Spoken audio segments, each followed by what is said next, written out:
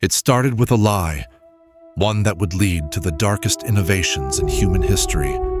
In the heart of Nazi-occupied Europe, the machinery of the Holocaust was more than cruelty. It was engineered efficiency, fueled by chilling choices. At first, the Nazis tried bullets, mobile gas vans, and starvation to exterminate Europe's Jews. But these methods were considered too slow, too messy, and too harsh on executioners' nerves. They wanted something cleaner, faster, a method that could annihilate millions industrially. Enter Zyklon B. Zyklon B began as a pesticide, used to fumigate warehouses against lice and rats.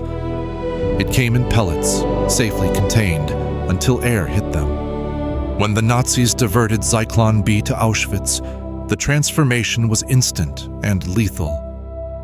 Crystalline pellets poured into sealed chambers, releasing hydrogen cyanide gas as inmates gasped for air. It took less than 20 minutes to asphyxiate up to 2,000 people at once. Victims were told they'd be showering, handed bars of soap, and herded inside.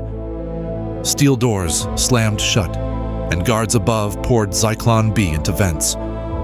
Within seconds, panic erupted. Survivors who worked in Sonderkommando units described the terror inside the chambers: pounding fists, desperate screams, people clambering atop each other in futile bids for air. The gas killed indiscriminately. Old, young, children clinging to parents, all suffocated by the invisible toxin. After the silence, prisoners known as Sonderkommandos, Jews forced under threat of death to assist, entered to clear the corpses.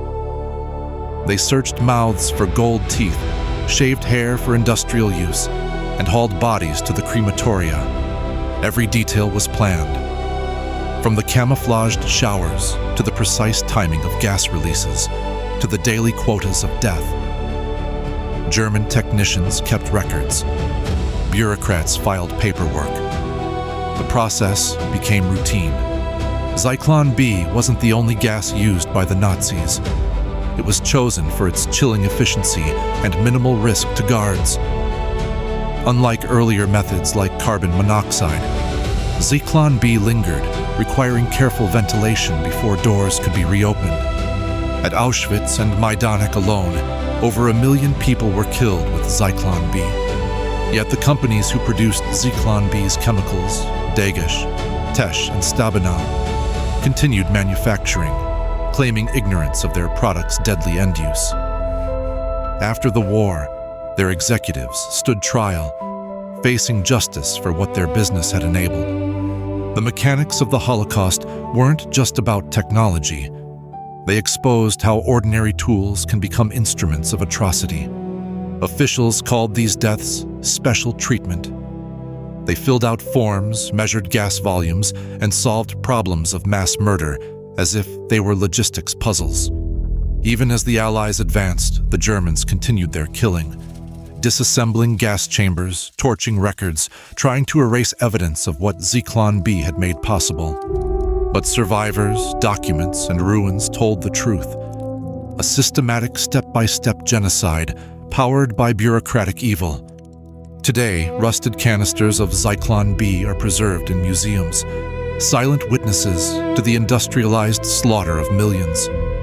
We remember not just the victims, but the mechanics, the deliberate choices, the ordinary men and women who enabled the unimaginable.